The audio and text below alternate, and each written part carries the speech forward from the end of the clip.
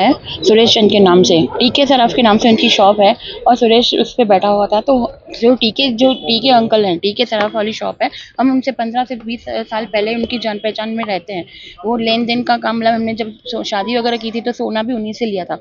इस क्रम से हम उनके पास गए थे। चांदी हमारे पास थोड़ी बहुत पड़ी थी, 4 किलो समथिंग, 400 ग्राम की। तो हम जब 343 का भाव चल रहा था तो हमने सोचा कि थोड़ा बेच देते हैं। तो उनकी शॉप पे गए, उनसे पूछा कि टीके वाले हमें, मतलब चांदी हमें सेल करनी है अंकल से। तो उन्होंने बोला कि हमारे पास में शॉप है, वो मेरी शॉप है, आप जाके उधर चांदी का काम वो करते हैं, सोने का काम हम करते हैं। तो हम उनके पास चले गए। उन्होंने ये बोला था कि हमारी शॉप है, इसके हम सुरेश को भी नहीं जानते थे, ये बंदा कौन, कहाँ है या क्या है, हम कभी इनसे मिले नहीं थे। हम तो टीके वालों को ही जानते थे, जो कालू अंकल उनका नाम है, वहाँ पे मार्केट में कालू अंकल बोलते हैं। उसके बाद हम जब चांदी को बेचने गए तो उन्होंने बोला कि ये इतना इतना तोल है, इसका वेट वगैरह सब मेरे पास पड़ा है, बिल है। उसने बोला कि ये इतनी 3 किलो के बाद 13 लाख कुछ समथिंग का बन रहा था हिसाब। उसने तो 3.5 लाख उन्होंने मुझे 1 घंटा 2 घंटे बिठा के यहाँ वहाँ से व्यवस्था करके दे दिया। जब हम उनसे और रकम मांगी, भाई और दे दो, तो बोले कि नहीं दीदी आज नहीं हो रहा है काम, आप शाम तक मेरे को मैं दे दो टाइम, मैं वो जो बची रकम है वो आपको मैं दे दूंगा। इस बीच में हमने उसको फिर शाम को फ़ोन किया।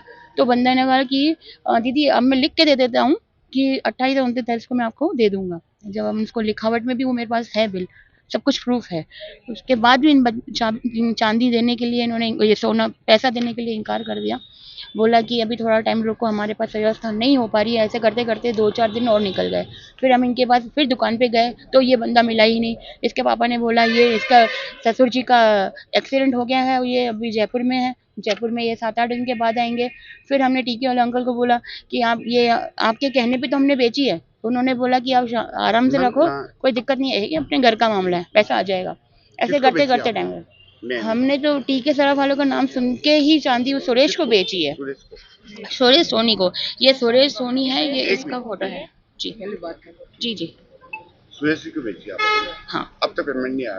पेमेंट नहीं आया सर, पेमेंट नहीं आया। तो फ्रॉड हो गया आपका? जी सर। और जब हम लोग कोतवाली थाने में गए, इस बीच में होली की छुट्टियां वगैरह आ गई। जब हम कोतवाली थाने में गए तो कोतवाली थाने में एसआई सर ने कहा कि जांच होगी, जांच 2 दिन के बाद होगी, उसके बाद एफआईआर होगी। तो सर ये कहने का मतलब है कि जब इतना बड़ा फ्रॉड हो रहा है तो एफआईआर उसी टाइम हाथों हाथ करनी थी और कार्रवाई करनी थी।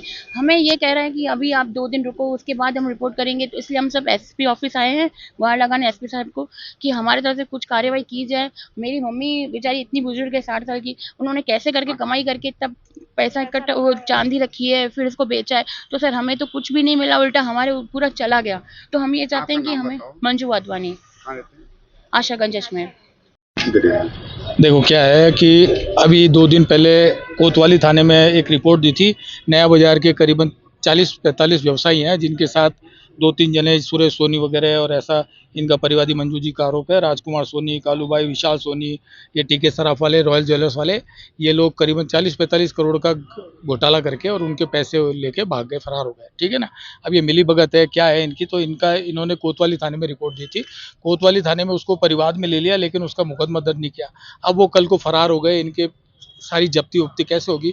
तो ये सारी चीज़ में एक पुलिस की कार्रवाई, थोड़ी पुलिस की जो इसमें भूमिका है थोड़ी सी मतलब सकारात्मक नहीं है। मतलब ऐसे उसमें प्राइमा फेसी बनता है। पुलिस को खुद को चाहिए कि इसमें मुकदमा दर्ज करे और तुरंत उनको आरोपियों को पकड़े और उससे रिकवर कराए। आम पब्लिक के लोगों के, व्यापारी अगर सामने नहीं भी आ रहे, पुलिस की जिम्मेदारी होती है कि उनके हल्के में, अगर उनके क्षेत्र में कोई क्राइम हो रहा है इस तरह का सुनियोजित और इतना बड़ा क्राइम हो रहा है, तो उस पे कॉग्निजेंस सेल्फ ले और उसको गिरफ्तार करे, पकड़े या उससे पूछताछ करे। 2 दिन हो गए वहां से, ना उससे कोई पूछताछ करी ना उससे कोई, तो इसमें ये भूमिका थोड़ी सी हमको सही नहीं लगी। आज इन्होंने कहा भाई एसपी साहब से हम इसकी गुहार करेंगे, तो एसपी साहब से मिलने ये लोग आए हैं। एसपी साहब से मिलेंगे, इसमें मुकदमा दर्ज करने की उनसे गुहार करेंगे।